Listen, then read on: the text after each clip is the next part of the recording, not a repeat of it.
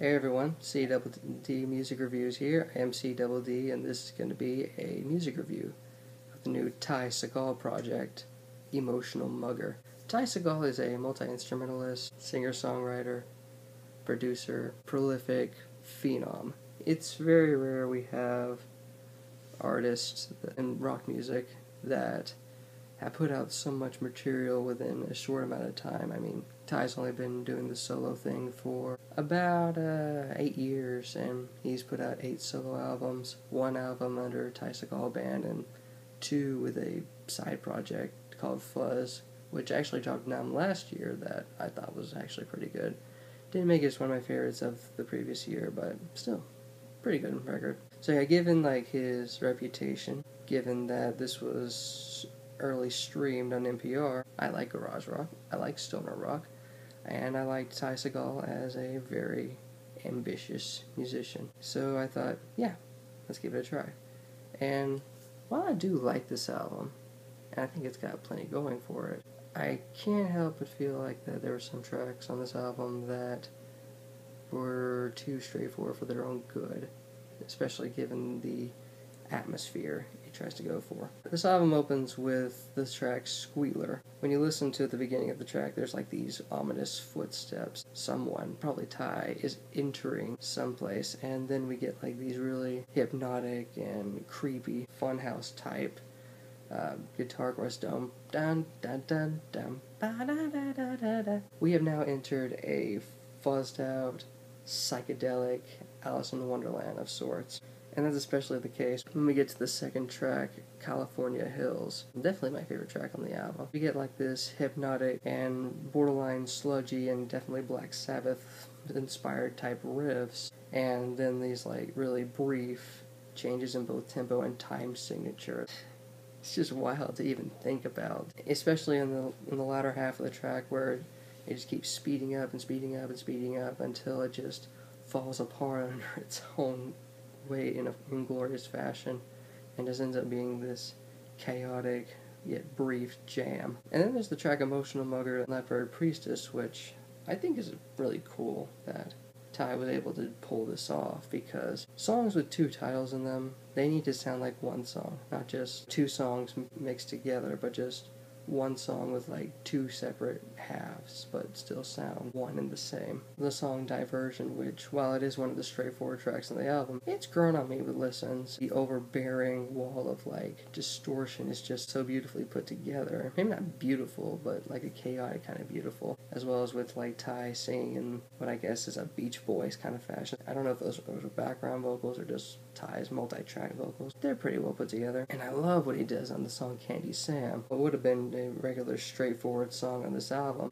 fades in ingeniously into like an acoustic version with acoustic guitar, whistling, a children's choir, and some hand claps going on in the background. It's pretty wild what Ty is doing on this album.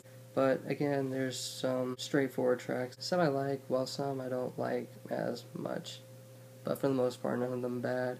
Like the song Breakfast Eggs, or maybe Big Man, I Want a Mommy, which has like this organ. It is creepy, and it pretty much serves as like the motif and premise for the instrumental melody throughout the track, but I can't help but feel like it doesn't do that much to keep my attention, unfortunately. Squealer 2 actually has this really cool bass part I like a lot, and the refrain is catchy, but again, it's a bit too straightforward for my interest.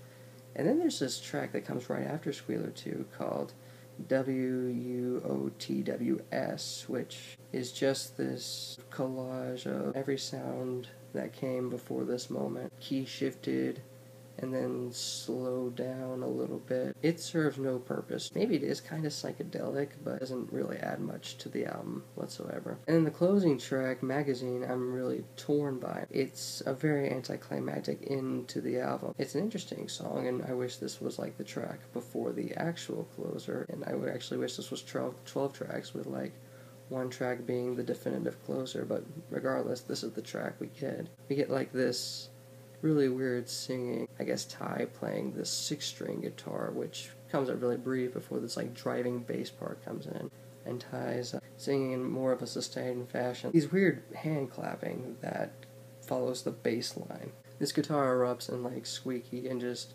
twisted and twirling fashion, which I think is pretty cool, but it just doesn't, by default, ends the album in a fashion that makes me wish to return the album really frequently. My problem with Ty with this album is that he's been focused on this particular sound so much that he's lost artistic focus, I guess. This just sounds like a pair of 11 songs with maybe like a underlying concept to them, but they don't string together that well. So yeah, overall, good album. Definitely check it out if you're a fan of garage rock or stoner rock or maybe some sludge metal or some doom metal or some traditional metal. But don't be surprised if some tracks on this album really pale in comparison to others. There's only like maybe one bad track on the album, but there are some tracks that I can't really stick with from beginning to end, unfortunately.